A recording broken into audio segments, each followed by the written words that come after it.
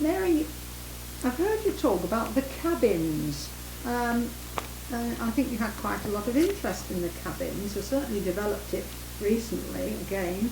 Can you tell us what you mean by the cabins? Well, they're rather varied because they're places which people came to for weekends and holidays many a time. People from the towns, these cabins of whatever type of material they were made were on farmland in various parts of our village. Right.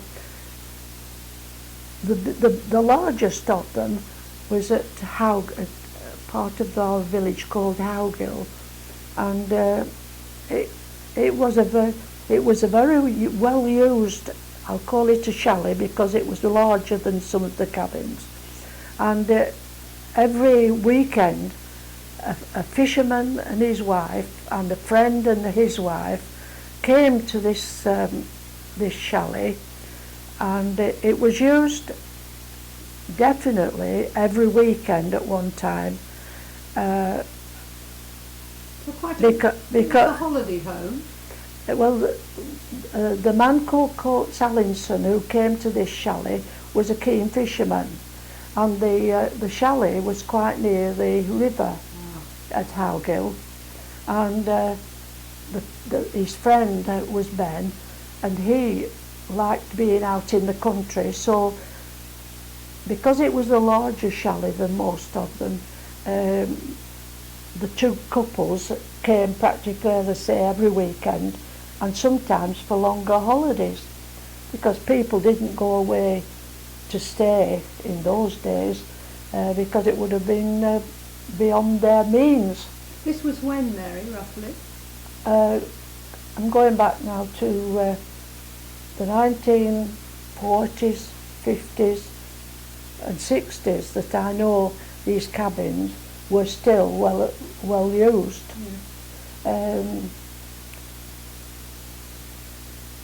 So I remember the largest one was the one at Howgill. There was another one in the field at Howgill.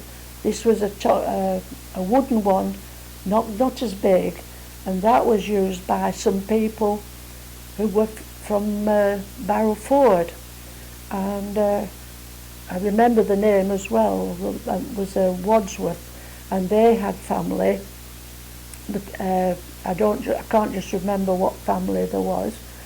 And then there was another one of similar size in a croft at Bridgend Farm, which was used by a family. I think that family was from Burnley, and that they were used. These others were all used really well, and practically every weekend, and for holiday times as well. I've heard about one at Skellerum. Can you tell us anything about that one? Yes, unfortunately I never went into any of these dwellings at the time, because of course I wasn't so old when we came to Remington at first, you know, and but that one was an old railway carriage. Well, I'm saying an old one.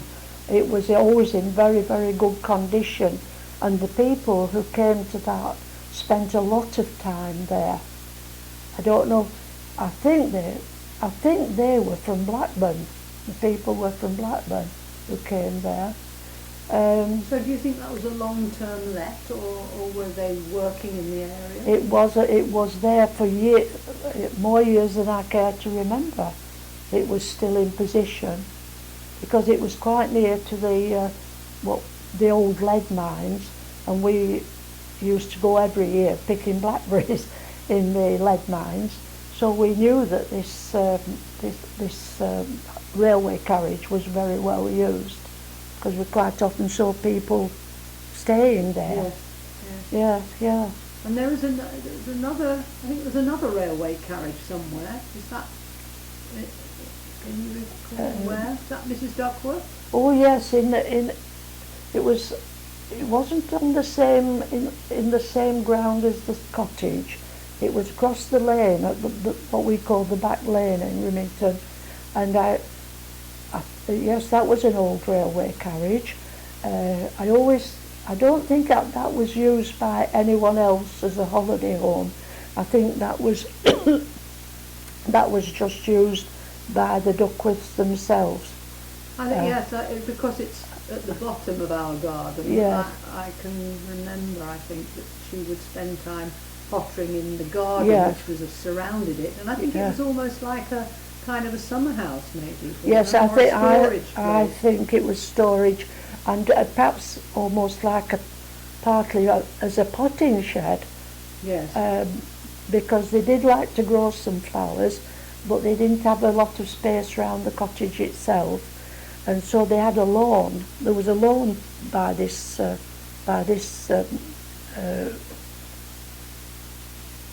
carriage, yes, and I think also it was a good Mrs. Duckworth would use it as a drying ground, because Mr. Duckworth had his own shed in the space by the cottage, because he was a very handy man with all sorts. He could make anything that you needed. I believe so. I've heard that. Yes, especially if it was in metal, he would make the part that you wanted. Yes, they were very, very, very well used. Well, you could call them little dwellings, really. Because people made so much use of them for weekend cottages. Yes. And for the holidays. It's such a pity you weren't able to get in to see the insides of one of them. Yes, of course, you see, I was always keen on being out of doors, but I don't think I went quite so far away from home. I spent quite a lot of time in the local fields around my own home. How would these holiday makers have got here, do you think? Would they have come by car, or would they have come by train? Or would that possibly be on your memory, really? Kind of Yes, not many people had cars when we came at first. I think there were only 3 or 4 cars in the whole of Remington when we came at first. So if they came as a family to stay, they might have walked from Bairstow, maybe, or somewhere? They may have done. Yeah. Yes, they may have done. Yeah. I don't.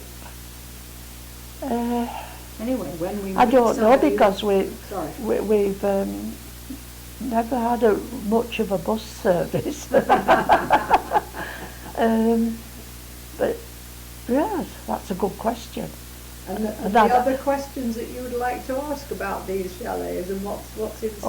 Oh, I'd love to know quite a bit about the chalets, because I've always been fascinated by where you would obtained your water, because there was no mains water in Remington, not until I was 18 years old. And so if you had a water tap in my younger days, it would only be from a rainwater tank, unless you were linked up to a spring. And so I often wondered if the farms where these chalets were situated, whether they were able to link to a spring that also fed the farm. Right, yes. And but so I was always interested where the water came from, because most dwellings around here were on springs. And the other thing that I always wondered about was what they did, because we had open fires. I wondered what they did in these chalets. The heating. Yes, because of most of them being having a lot of wood about them. You know, built from wood. And no sign of a little chimney anywhere. Any of them. And so it was always fascinating. But I was never because there were people from away. I suppose I never really got it to meet them. And of course, when they came over for weekends, they would bring their own supply, perhaps their own food supplies with them.